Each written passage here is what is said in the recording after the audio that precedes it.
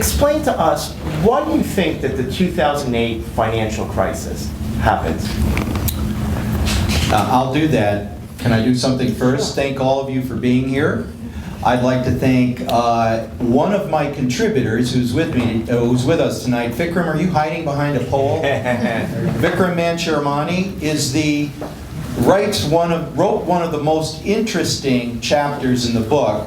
When I asked Vikram, who's, talk about smart, to contribute, he said what he wanted to do was he wanted to write the conclusion, connect the dots. So I sent him all the other contributors' essays, and he put together a piece that's titled The Finance Agreements, which is about what agreements should be in place to govern the relationship of finance to society. And he reaches back into ancient Mexican Toltec wisdom to make some points, and you'll have to read the chapter to see how he does that. But I love it. I absolutely love it, and I think it's a great conclusion to the book. So why did the financial crisis occur?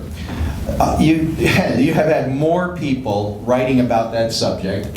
So what you're going to ask, what I'll say is what my opinion is. But what I think happened fundamentally was that finance. Now, what is that? Financial institutions, financial markets, financial market participants, including regulators, politicians, and so forth, stopped thinking about finance as an end or as a means to greater ends, and started allowing finance to become an end unto itself.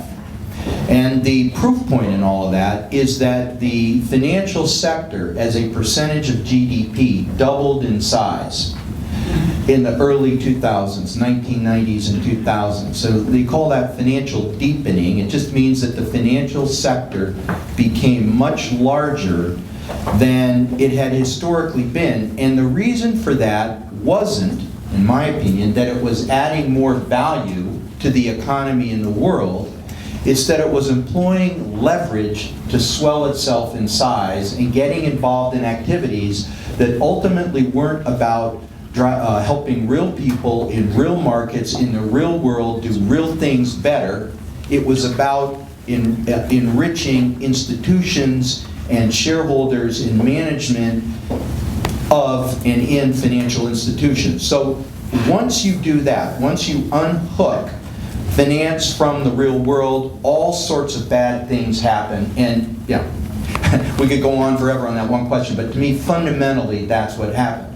Now, what's happened since the financial crisis, one of the salutary effects of the financial crisis and one of the comforting things is that finance as a percentage of GDP has returned to historical norms. That's good news. And what percentage is that?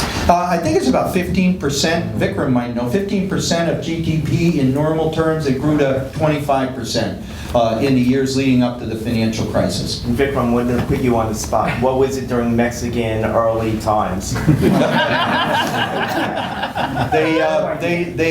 The currency then was peyote, and everybody got along just fine.